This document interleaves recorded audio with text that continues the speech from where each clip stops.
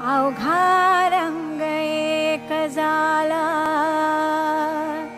रंगी रंगला श्रीरंग।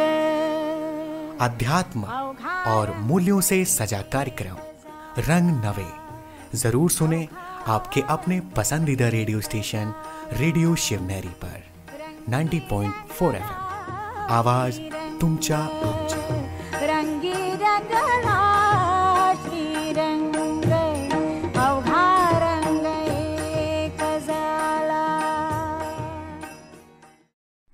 नमस्कार मित्रांनो, विश्रांतीनंतर तुमचे पुन्हा एकदा खूप खूप मनापासून स्वागत।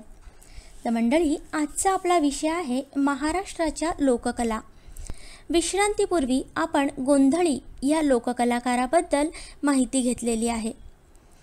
आता पुढील टप्प्यात आपण भूत्या ह्या लोककलाकाराबद्दल माहिती घेणार आहोत। भूत्या हा गोंधळ्यांप्रमाणेच देवीचा भक्त असतो। माहूरची रेणुका आणि तुळजापूरची भवानी ही ह्या भक्तांची आराध्य देवता। जगदंबा ही आदिशक्तीच्या स्वरूपात 3 ठिकाणी वास करते। माहूर, सौंदत्ती व तुळजापूर अशी यांची श्रद्धा असते। भूत्या, भोप्य वा आराधी ही 3ही नावे एकाच अर्थाची आहेत। हे सर्व देवाचे भक्त गोंधळ्यांप्रमाणे गोंधळ घालतात। संत एकनाथांच्या भूत्याने देह अहंकाराची वृत्ती टाकून देऊन भेदभावाला आणि द्वैतबुद्धीला नाहीसे करून सद्गुणांची आरती केली आणि त्या जगदंबेला भावभक्तीचा व सत्विचारांचा फुलवरा बांधला। म्हणून देवीची उपासना करून मनोरंजन करणे एवढीच भूमिका मर्यादित न ठेवता सतभक्तांच्या रूपातील संत एकनाथांचा भूत्या हा एक श्रेष्ठ प्रबोधनकार आहे। भूत्याचा वेश लांब, घोळदार, पायपीतचा तेलकट, मळकट अंगरखा, डोर, डोक्यावर शंकूच्या आकाराची कवड्यांची टोपी, गळ्यात माळा, कमरेला कवड्या लावलेला कंबरपट्टा, मनगटात कवड्याच्या मनगट्या, गळ्यात कवड्यांनी मडवलेली हळद कुंकवाची पिशवी, डाव्या खांद्यावर लोंबणारी बुधली, एका काखेत झोळी, छातीवर देवीचा भला मोठा पितळी टाक, पायात घुंगरू, कपाळावर हळद कुंकवाचा मळवट, हातात पेटता पोत, साथीला संबळ्या असा भूत्या नाचत येतो। तर मंडळी, याबरोबरच आपण घेऊ एक छोटीशी विश्रांती। भक्त भानुदासांचे एकनाथ हे प्रपितामह 1036 ओव्यात चतुश्लोकी भागवत त्यांनी लिहिलं। शुद्ध प्रेमातून परमेश्वराला आपलंसं करून घेता येतं असं नाथ म्हणत त्यांनी भावार्थ रामायण लिहिलं। भारूड, ओव्या, गवळणी अनेक अभंग यांच्या रचना केल्या व देवाला आळवलं। त्यांचा एक अभंग गोकुळी जे शोभले ते विटेवरी देखिले।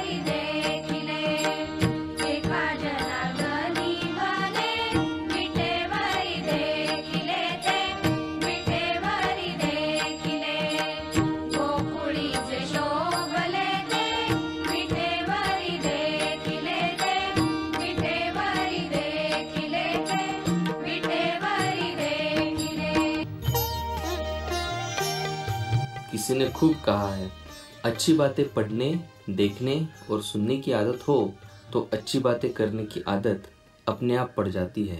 मैं हूं आपका दोस्त, आपका शुभचिंतक सुशील, और ऐसे ही अच्छी अच्छी बातें सुनने के लिए जुड़े रहिएगा दोस्तों रेडियो शिवनेरी से 90.4 आवाज तुमचा आमचा। चलो सबका भला, जीवन के जीने की ये है कला, करते चलो सबका भला, जीवन के जीने की ये है कला, करते चलो। नमस्कार मित्रांनो, विश्रांतीनंतर तुमचे पुन्हा एकदा खूप खूप मनापासून स्वागत. मंडळी, आजचा आपला विषय आहे महाराष्ट्राची लोककला. विश्रांतीपूर्वी आपण भूत्या या लोककलाकाराबद्दल माहिती घेतलेली आहे. पुढचे लोककलाकार आहेत वाघ्या आणि मुरळी. जेजुरीचा खंडोबा ही महाराष्ट्राची लोकप्रिय लोकदेवता आहे. ह्या लोकदेवतेचे उपासक वाघ्या आणि मुरळी यांना लोकसंस्कृतीत एक आगळेवेगळे स्थान प्राप्त झालेले आहे. खंडेरायाचे हे भक्त देवापुढे जागरण करून खंडोबाची लीला वर्णन करण्याचे काम करतात. पिवळं पातळ, कपाळावर भंडारा, पदराला बांधलेली घंटी वाजवत मुरळी नाचते आणि हातात दिमटी घाटी घेऊन मुठी मुठीने भंडारा उधळतात. हब हब हब म्हणत नाचणारा वाघ्या तिला साथ देतो. रंगीत पाटावर वस्त्र मांडून त्यावर विड्याच्या पानांचा खंडोबा व देवीचे टाक ठेवले जाते. शेजारी बुधली दिवटी मांडतात. गणपती म्हणून सुपारी ठेवतात. टाळ, तुणतुणं, घाटी यांचा नाद घुमतो. जागरण मोडलं जातं. 5 उसांच्या मखरात प्रतिकात्मक देवांची स्थापना करून वाघ्या मुरळी हे जागरण मांडतात. देवदेवतांना जागरणाला आवर्तन दिल्यावर खंडोबाची लीला वर्णन करणारी गाणी म्हटली जातात. अपत्य प्राप्तीसाठी देवाला नवस करणारे लोक मुले होताच पहिले मूल खंडोबाला अर्पण करतात. त्यातील मुलगे वाघ्या आणि मुली मुरळी बनतात. मुरळीचे लग्न खंडोबाशी होते. मुरळी आणि देवाला हळद लावतात. गळ्यात कवड्यांच्या माळा घालतात. दोघांवर भंडारा उधळतात. या विधीला गाठा फोडणे असे म्हणतात. बदलत्या सामाजिक परिस्थितीमुळे वाघ्या मुरळी संस्थेतही बदल होतो आहे. मुलं खंडोबाला अर्पण करण्याची प्रथा आता राहिलेली नाही. त्यामुळे खंडोबाचे उपासक पुरुष आणि स्त्रिया जागरण करतात. वाघ्या आणि मुरळीची रंगभूषा ही साधी असते, परंतु मुरळीच्या कपाळाला हळद, गळ्यात कवड्यांची माळ आणि अंबाडा असे तिचे रंगभूषा असते. वाघ्याची वेशभूषा धोतर, सदरा, जाकीट, गळ्यात वाघाच्या कातड्याची पिशवी असते. त्यात भंडारा म्हणजे हळद असते. आणि मुरळीची वेशभूषा म्हणजे नऊवारी पातळ. ह्यांची वाद्ये असतात दिमटी, खंजिरी, तुणतुणं, टाळ, घाटी आणि डफ. साहित्य असते कोरंबा म्हणजेच वाघ्याचं भिक्षापात्र, तांबडं वस्त्र, 1.25 शेर धान्य, 2 तांबे, नागवेलीची पानं, 2 नारळ, 5 ऊस फुलांच्या माळा, पुऱ्या, सोटाऱ्या, कडाकणीचा फुलोरा इत्यादी. तर मंडळी, ह्याबरोबरच आपण घेऊ एक छोटीशी विश्रांती.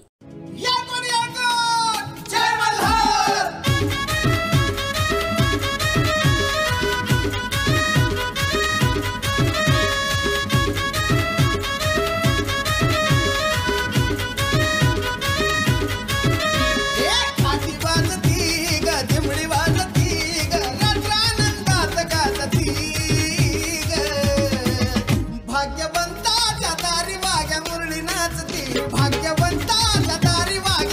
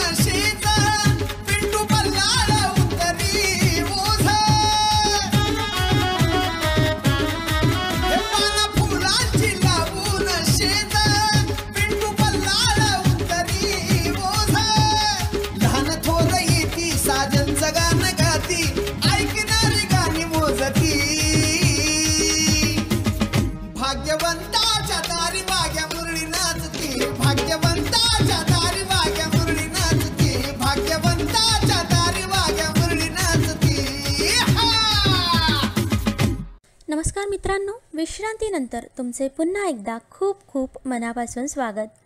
तर मंडळी, आजचा आपला विषय आहे महाराष्ट्राच्या लोककला. विश्रांतीपूर्वी आपण वाघ्या मुरळी ह्या लोककलाकारांबद्दल माहिती घेतलेली आहे. आता पुढील टप्प्यात आपण तमाशा किंवा लावणी ह्या लोककलेची माहिती घेणार आहोत. महाराष्ट्राच्या लोकजीवनाशी एकरूप झालेला मनोरंजनाचा लोककला आविष्कार म्हणजेच तमाशा किंवा लावणी. लावणीचा स्रोत मांगल्याच्या कथागीतांमध्ये आढळतो. इसवी सनाच्या पहिल्या शतकात राजा सातवाहनांच्या वंशातील हाल नावाच्या कलाप्रेमी राजाने रतिनाट्य निर्माण केले. यात तमाशाची बीजे आढळतात. संत ज्ञानदेवांच्या काळी गंमत खेळ तमाशा या नावाने हा प्रकार माहीत होता. उत्तर पेशवाई काळात तमाशाला राजाश्रय मिळाला. शृंगार प्रधान लावण्यांच्या बरोबरच दर्जेदार लावण्या सवाल जवाब लिहून आणि सादर करून शाहीर रामा जोशी, होनाजी बाळा, अनंत फंदी, प्रभाकर, संगनभाऊ, परशुराम, पठ्ठे बापूराव यांसारख्या शाहिरांनी अनेक लावण्या लिहिल्या. तमाशात त्या सादर केल्या आणि लावणी प्रकार लोकप्रिय केला. पेशवेकालीन तमाशात गण, गवळण, लावणी, भेदिक आणि मुजरा असे 5 प्रकार सादर करत असत. उमाबाबूने पहिला वग मोहना बटाव लिहिला आणि तमाशात वगनाट्य सादर होऊ लागले. पठ्ठे बापूरावांनी गण, गवळण, लावणी, भेदिक यांची दर्जेदार रचना करून त्यांना उंची मिळवून दिली. लोकशाहीर अण्णाभाऊ साठे यांनी तमाशाचे रूपांतर लोकनाट्यात केले. त्यातून तमाशा ह्या लोककलेला चळवळीचे रूप देण्याचा प्रयत्न केला. लावणीने गणाची लावणी, आध्यात्मिक लावणी आणि गवळण ही रूपे गोंधळातून स्वीकारली. प्रणय किंवा शृंगार हा वाघ्या मुरळीतून घेतला. लोकरंजनाबरोबरच लोकशिक्षण घडविण्याचे काम तमाशाने केले. खुमासदार पदलालित्य, रसपोषक हावभाव, लयबद्ध शब्दरचना, ताल धरायला लावणारे संगीत यामुळे लावणी लोकप्रिय झाली. तमाशात स्त्रियांची रंगभूषा थोडासा भडक मेकअप, आंबाडा आणि त्यावर गजरा अशी असते. पुरुषांची रंगभूषा साधी असते. सोंगाड्यांची रंगभूषा स्त्रीपेक्षा कमी भडक असते. वेशभूषा स्त्रियांची नऊवारी जरीचं पातळ, गळ्यात, कानात, दंडात अलंकार आणि पायात चाळ अशी असते. पुरुषांची वेशभूषा पटका, चुस्त पायजामा, सदरा अशी असून त्यांची वाद्ये असतात ढोलकी, तुणतुणं, कडी आणि पेटी. तर मंडळी, ह्याबरोबरच आपण घेऊ एक छोटीशी विश्रांती.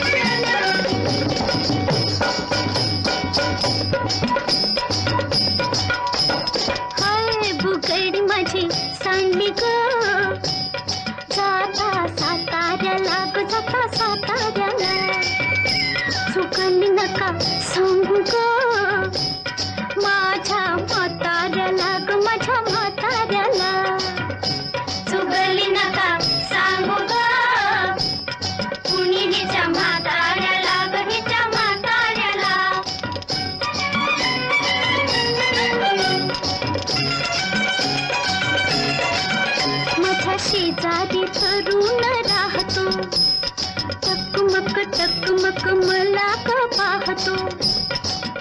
कधी खुणेने जवळ पाहतो, कधी नाही ते भुलले ग बाई, त्याच्या इशाऱ्याला सुगली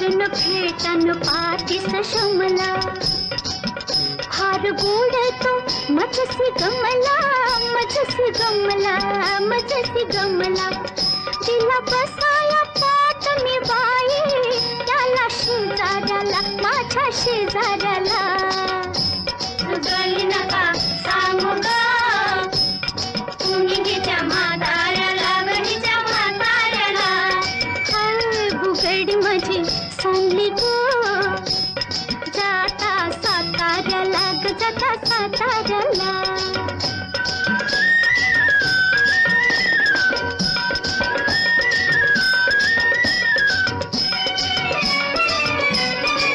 घरात नव्हते तेव्हा बाबा माझा मजवर कुठला ताबा त्याची धिटाई तोबा तोबा तोबा तोबा तोबा तोबा हाय बुगडी माझी सांगली ग जाता साताऱ्याला ग जाता साताऱ्याला त्याने आणली आपली गाडी तयार झुंपून खिलार जोडी निघाले ग पिवळी साडी पिवळी साडी पिवळी साडी विडावाडी जोडी नग गेलो आम्ही बाजाराला सुगली नगा सांगू का कुणीच्या म्हाताऱ्याला गणीच्या म्हाताऱ्याला हाय बुगडी माझी सांडली ग जाता साताऱ्याला ग जाता साताऱ्याला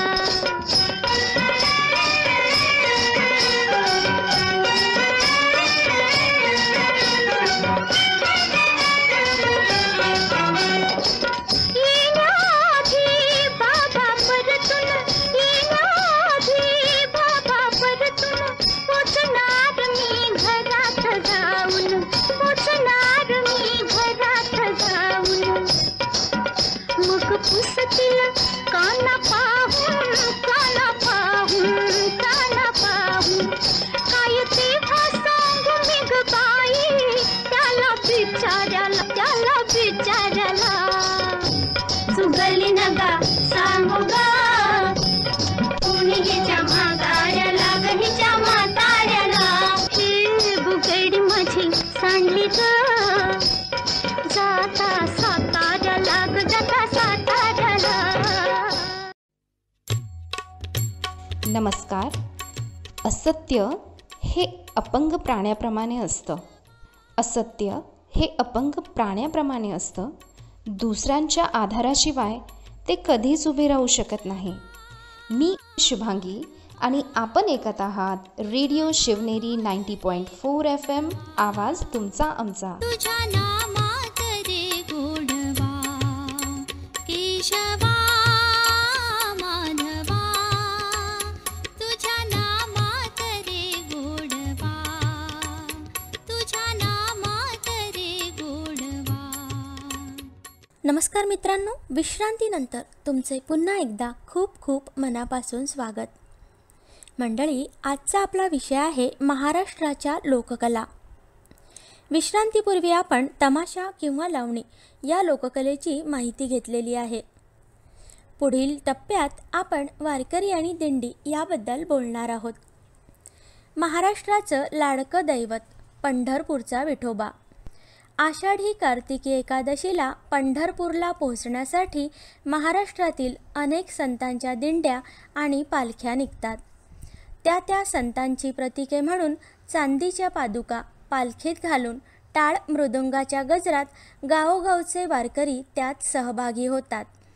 त्यात प्रामुख्याने संत ज्ञानेश्वर आळंदी, निवृत्तीनाथ त्र्यंबकेश्वर, सोपानदेव सासवड, मुक्ताबाई एदलाबाद, विसोबा खेचर, औंढा नागनाथ, गोरा कुंभार तेर, चांगदेव पुणतांबे, भानुदास आणि एकनाथ पैठण, तुकाराम महाराज देहू, जगनमित्र नागा परळी वैजनाथ, राघव चैतन्य आळंद गुंजवटी, केशव चैतन्य ओतूर, बोधले बुवा धामगाव, मुकुंदराय आंबेजोगाई, जोगा परमानंद बार्शी, कान्होराज महाराज केंदूर, संताजी जनगाडे सुंदुंबरे या पालख्यांचा प्रामुख्याने समावेश असतो.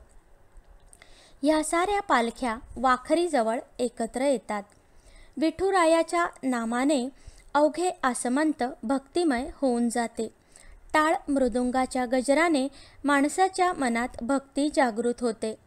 हा गजर कानापासून मनापर्यंत भूमीला स्पर्शून आकाशात जातो, वाऱ्याच्या लहरीत मिसळतो, सूर्यकिरणांच्या वर्षावात एकरूप होतो आणि विठ्ठलाच्या चरणाला येऊन बिलगतो. आपणही नकळत या विलक्षण दिव्य अनुभवांचा अंश बनून जातो. पालखीबरोबरच्या एका अधिकारी संत व्यक्तीच्या मार्गदर्शनाखाली एकत्र चालणारा राहणारा लोकांचा समूह म्हणजे दिंडी. ठराविक वेळेला देवाच्या भेटीला जाणे म्हणजेच वारी. वारी करणारा तो वारकरी. स्वतःचे अस्तित्व विसरायला लावणारी ही वारी स्वावलंबन शिकवते, समाज मनात मिसळायला शिकवते, वृत्तीतील ताठरपणा अहंकार बाजूला सारून अंतर्मुख व्हायला शिकवते, सर्वांशी एकरूप होऊन स्वतःकडे विनम्रता घ्यायला शिकवते, जीवनातील खरा प्रामाणिकपणा शिकवते. तसेच समाजात हरवलेली अनेक जीवनमूल्ये ह्यामुळे मिळवता येतात. आषाढी एकादशीला शयनी एकादशी असेही म्हणतात. आषाढी एकादशी ते कार्तिकी एकादशी असे 4 महिने देव विश्रांती घेतात असा समज आहे. म्हणूनच हे 4 महिने चातुर्मासाचे विविध व्रत वैकल्ये करण्याचे मानले जाते. विठ्ठलाच्या दर्शनातच सर्व सुख मानणाऱ्या संतांनी विठ्ठल माऊली रूपात पाहिला आणि अनुभवला. पालखी सोहळा महाराष्ट्राच्या सांस्कृतिक जीवनाचे वैभव आहे. नदी सागराला मिळून सागर रूप होते. विठ्ठल भक्तीची ही गंगा विठ्ठलाशी एकरूप होते. वारी एकसुरी नसते. त्यात नाट्य, गोल रिंगण, उभं रिंगण ही खास आकर्षणं असतात.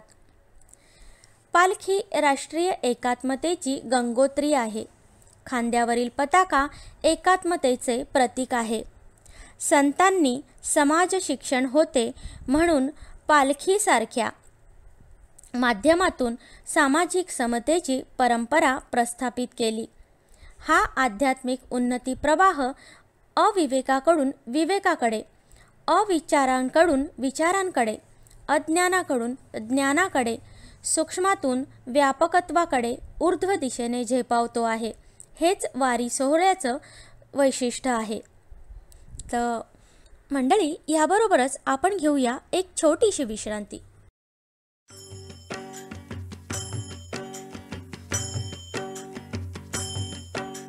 विठ्ठल विठ्ठल जय हरी विठ्ठल विठ्ठल विठ्ठल जय हरी विठ्ठल विठ्ठल विठ्ठल जय हरी विठ्ठल विठ्ठल विठ्ठल जय हरी विठ्ठल विठ्ठल विठ्ठल जय हरी विठ्ठल विठ्ठल विठ्ठल जय हरी विठ्ठल विठ्ठल विठ्ठल जय हरी विठ्ठल विठ्ठल विठ्ठल जय हरी विठ्ठल. ओ दिंडी चालली, हो दिंडी चालली चालली विठ्ठलाच्या दर्शनाला, विठ्ठलाच्या दर्शनाला. घुमे गजर हरिनामाचा, घुमे गजर हरिनामाचा, भक्त नामात रंगला, भक्त नामात रंगला. दिंडी चालली, हो दिंडी चालली चालली, दिंडी चालली चालली, दिंडी चालली.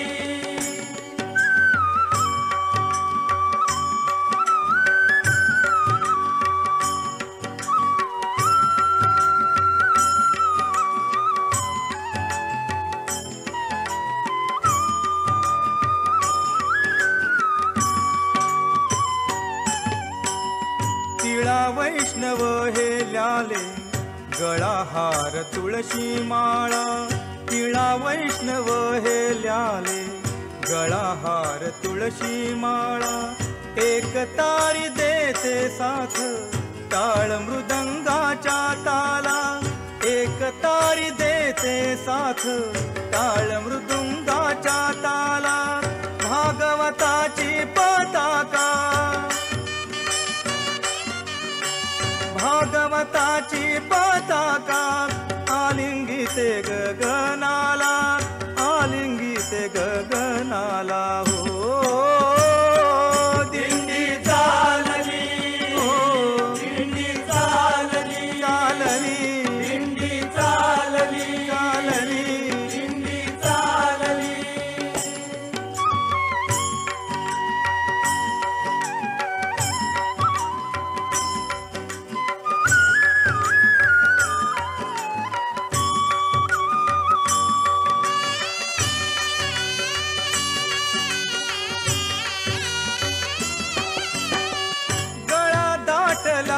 अभंग घोष विठुर कुमाई घोष विठुर कुमाई घोष विठुर कुमाई अनवाणी पाऊलाना कष्ट जाणवेन काही कष्ट जाणवेन काही कष्ट जाणवेन काही चंद्रभागेच्या तीराची ओढ लागली मनाला ओढ लागली मनाला हो दिंडी चालली हो दिंडी चालली चालली दिंडी चालली दिंडी चालली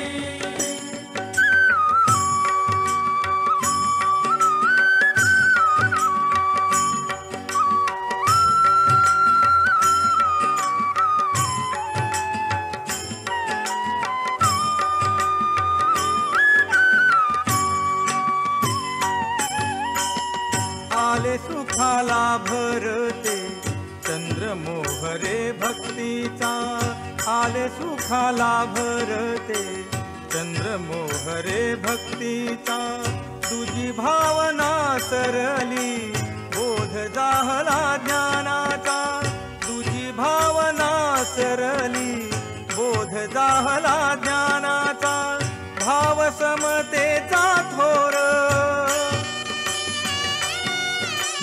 भाव समतेचा थोर असा वाटेत पेरला असा वाटेत पेरला हो दिंडी चालली हो दिंडी चालली चालली दिंडी चालली दिंडी चालली चालली विठ्ठलाच्या दर्शनाला विठ्ठलाच्या दर्शनाला घुमे गजर हरिनामाचा घुमे गजर हरिनामाचा भक्त नामात रंगला भक्त नामात रंगला दिंडी चालली हो दिंडी चालली चालली दिंडी चालली दिंडी चालली चालली दिंडी चालली दिंडी चालली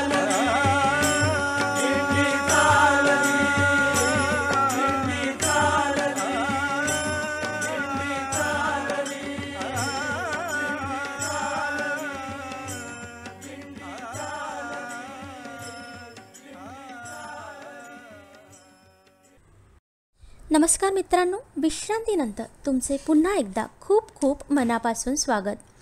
तर मंडळी, आजचा आपला विषय आहे महाराष्ट्राच्या लोककला. विश्रांतीपूर्वी आपण वारकरी आणि दिंडी याबद्दल माहिती घेतलेली आहे. यानंतर आपण भारूड या लोककलेची माहिती घेणार आहोत. भारूड हा एक मराठी पद्य वाङ्मयाचा प्रकार आहे. याद्वारे साध्या साध्या रूपकांमधून धार्मिक आणि नैतिक तत्त्वज्ञान जनसामान्यांपर्यंत पोहोचविण्याचे महत्त्वाचे कार्य महाराष्ट्रातील अनेक संतांनी केले. बहुरूढ म्हणजेच भारूड. संत ज्ञानेश्वरांनी पहिले भारूड लिहिले. त्यानंतर संत नामदेव, संत तुकाराम, संत तुकडोजी महाराज तसेच रामदास स्वामींनी देखील भारुडे लिहिली, पण संत एकनाथ महाराजांसारखी विविधता त्यात नाही. एकनाथांच्या भारुडांतून त्यांचा आध्यात्मिक अनुभव अगदी सोप्या भाषेत मांडला गेला आहे. सदाचार आणि नीती यांवर त्यांचा मोठाच भर होता. त्यामुळे समाजाला कळणारी भाषा व पेलणारे तत्त्वज्ञान त्यांच्या भारुडांत आढळते. नाथांच्या भारुडांमध्ये विषयांची विविधता खूप होती. साऱ्या जीवनाचे अवलोकन आणि चिंतन या भारुडांमधून व्यक्त झालेले आढळते. भारुडांच्या रचनेत अध्यात्म, मनोरंजन, दोष दुर्गुणांचे भंजन तसेच गूढ गुंजन आहे. भारुड लिहिण्याच्या प्रयोजनांवरून व रचना संकेतांवरून एकनाथांची भारुडे ही आध्यात्मिक उद्बोधन, प्रबोधन व लोकरंजन करण्यासाठी केलेली रूपकात्मक रचना होय.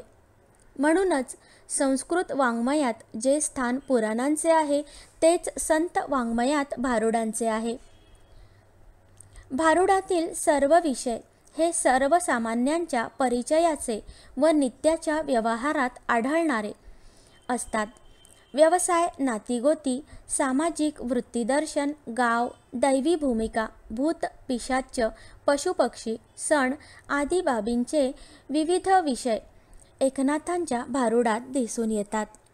सामान्य माणसाच्या जीवनातील विकार, वासना, दुष्ट प्रवृत्ती नाहीशा होऊन त्यांचे जीवन सुखी व्हावे अशी भारुडामागील भावना होती.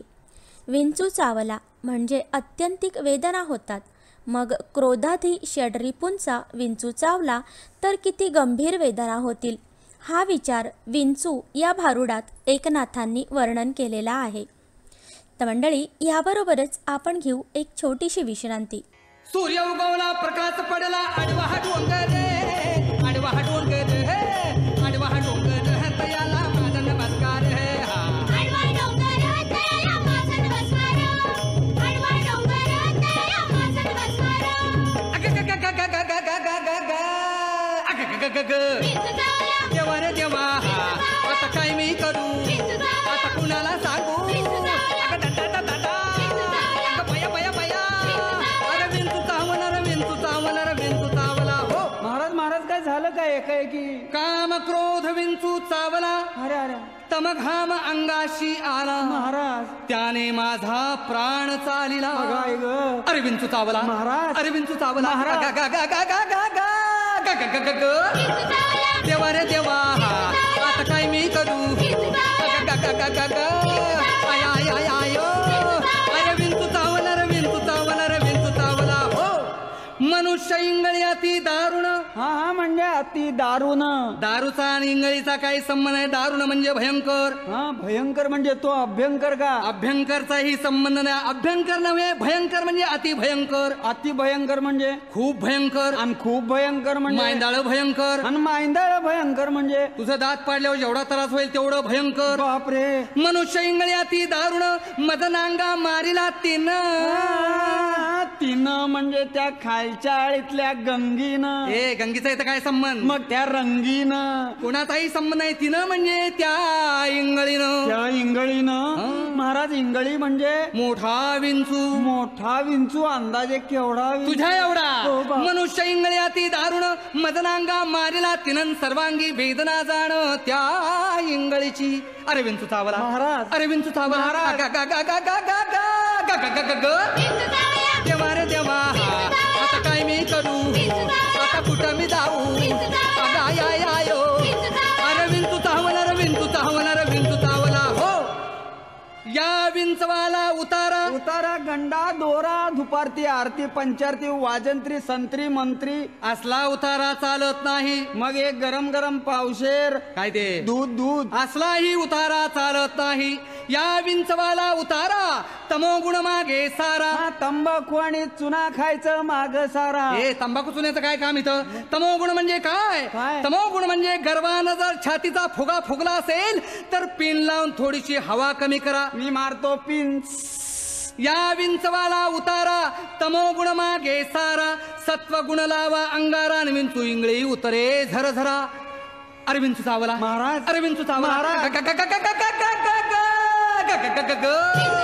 देवा रे देवा आता काय मी करू आता कुणाला सांगू अगं आय आय आयो अरे विंचू चावणार विंचू चावणार विंचू चावला हो सत्य उतार्या येऊन आला का? हा सत्य उतार्या येऊन अवघा सारीला तमोगुण बरं झालं. किंचित राहिली फुणफुण अजून राहिले. शांत केली जनार्दने पुंडलिक वरदा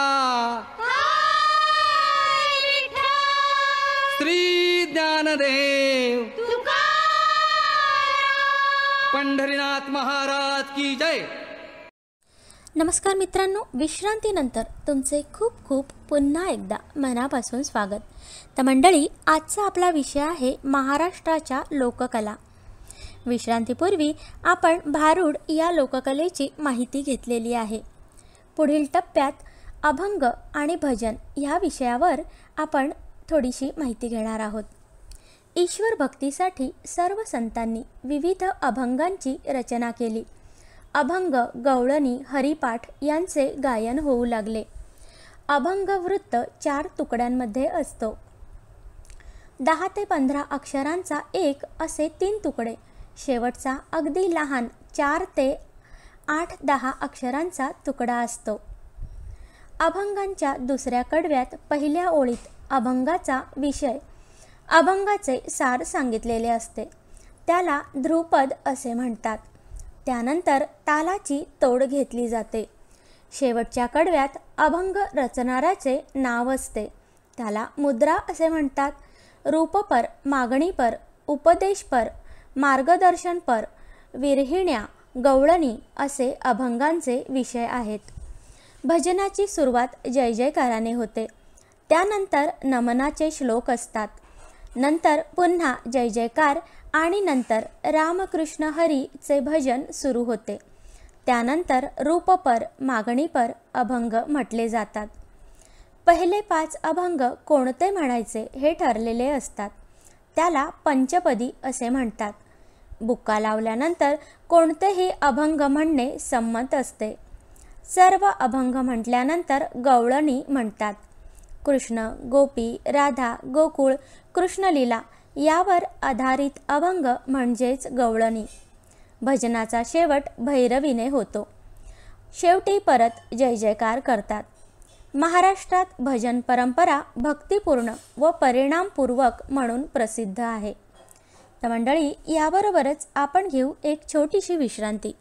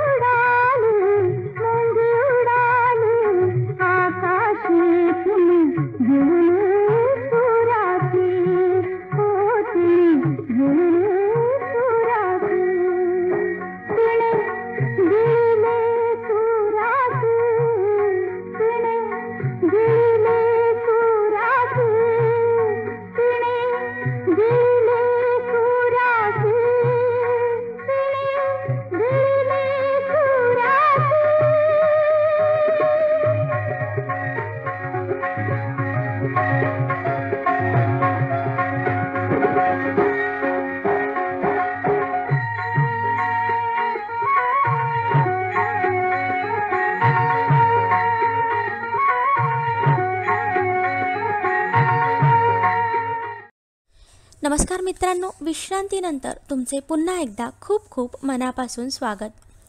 तर मंडळी, आजचा आपला विषय आहे महाराष्ट्राच्या लोककला. विश्रांतीपूर्वी आपण अभंग आणि भजन याबद्दल माहिती घेतलेली आहे. आता आपण प्रवचन आणि कीर्तन याबद्दल जाणून घेणार आहोत. मंडळी, याबरोबरच आपण कार्यक्रमाच्या उत्तरार्धात म्हणजेच शेवटच्या भागात आलेलो आहोत. तर प्रवचन म्हणजे काय? वेद आणि उपनिषदे यांतील काही सूत्रे किंवा एखादा उपदेशपर अभंग किंवा ज्वलंत धार्मिक सामाजिक विषय यावर विवेचन करणे यालाच प्रवचन असे म्हणतात. ज्ञानप्रसारासाठी आसनस्थ होऊन वैचारिक उपदेश प्रवचनात दिला जातो. मित्रांनो, आता आपण कीर्तन म्हणजे काय याबद्दल थोडेसे बोलूया. कीर्तन महाराष्ट्राच्या सांस्कृतिक परंपरेत महत्त्वाचा भाग आहे. लोकजागृतीचे उत्तम साधन आहे. स्त्री पुरुष, नागरी ग्रामीण, साक्षर निरक्षर या सर्वांचे मनोरंजनातून शिक्षण देणारी कीर्तन परंपरा आहे. स्त्री शिक्षणाचा आणि स्त्रीचं भावविश्व समृद्ध करण्याचं महत्त्वपूर्ण कार्य कीर्तन परंपरेने शतकानुशतके केलेले आहे. कीर्तन परंपरा वेदकाळापासून चालत आलेली आहे. गान आणि विवेचन यांच्यातून कीर्तन जन्माला आले. सामान्य माणसाची वासना, दुष्ट विचार, विकार आदी दूर होऊन आनंदी व्हावा म्हणून संतांनी आदर्श नीतिमूल्य सांगितलेली आहेत. ही नीतिमूल्ये कीर्तनकारांनी समाजात रुजविली. कीर्तनामध्ये गायन, वादन, नाट्य, अभिनय, नृत्य, विनोद यांचा एकत्रित समावेश असतो. कीर्तनामधून लोकांचे उद्बोधन, प्रबोधन आणि जागृती करण्याचे काम कीर्तनकार करत असतात. कीर्तनाचे वारकरी नारदीय, हरिदासी, रामदासी, कैकाडी, भराड, हरिकथा असे विविध कीर्तन प्रकार संप्रदायाप्रमाणे सांगता येतात. तसेच गुणसंकीर्तन, लीला संकीर्तन, नाम संकीर्तन असे प्रकार आहेत. वारकरी कीर्तन महाराष्ट्रातील खेड्यापाड्यांपर्यंत जाऊन प्रबोधनाचे काम करत आहेत. वारकरी कीर्तनात पूर्वरंगातील निरूपणाला प्राधान्य दिले जाते. त्यामध्ये नीतिमूल्ये व शुद्ध तत्वांची मांडणी केली जाते.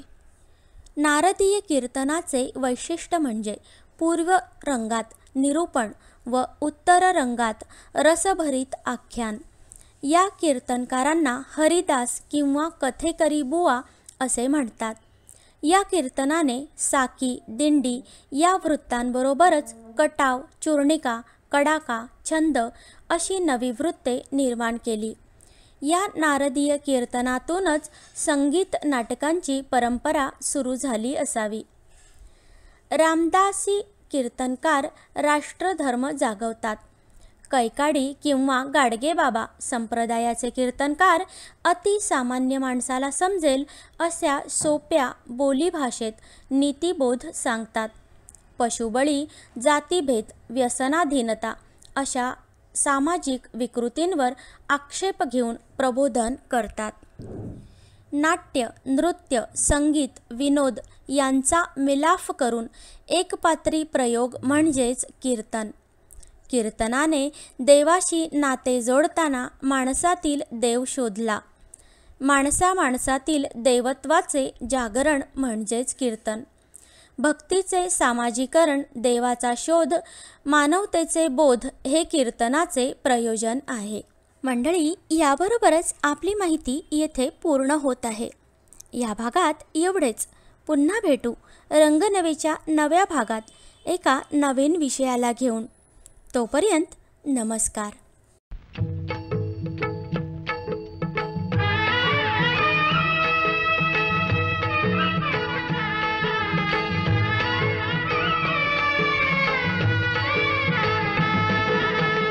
विठू माऊली तू माऊली जगाची, विठू माऊली तू माऊली जगाची. माऊलीत मूर्ती विठ्ठलाची. विठ्ठला माय बापा विठू माऊली तू माऊली जगाची. विठू माऊली तू माऊली जगाची. माऊलीत मूर्ती विठ्ठलाची.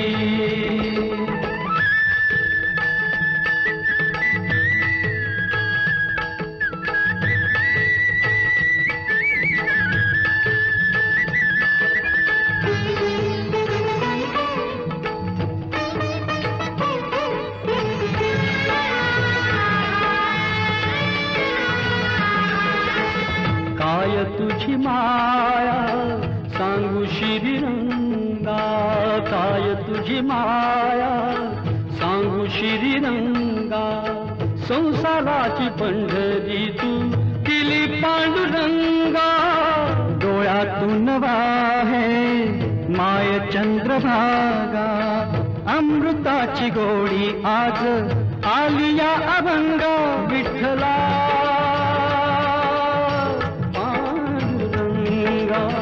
अभंगाला जोड टाळ्याची पळांची. अभंगाला जोड टाळ्याची पळांची. माऊलीत मूर्ती विठ्ठलाची. विठ्ठला माय बापा विठू माऊली तू माऊली जगाची. विठू माऊली तू माऊली जगाची. माऊलीत मूर्ती विठ्ठलाची.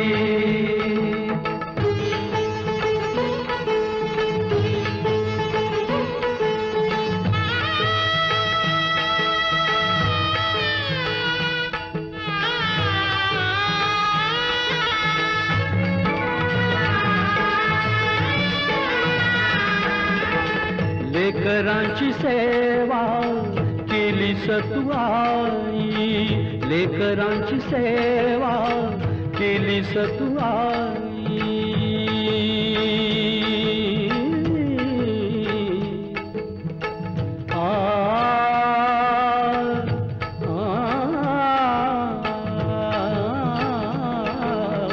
लेकरांची सेवा केली सतू आई. कसं पांग फेडू कस होऊ उतराई. तुझ्या उपकारा जगी तोड नाही. ओवाळीन जीव माझा सावळे विठाई. विठ्ठला माय बापा जन्मभरी पूजा तुझ्या पावलांची. जन्मभरी पूजा तुझ्या पावलांची. माऊलीत मूर्ती विठ्ठलाची. विठ्ठला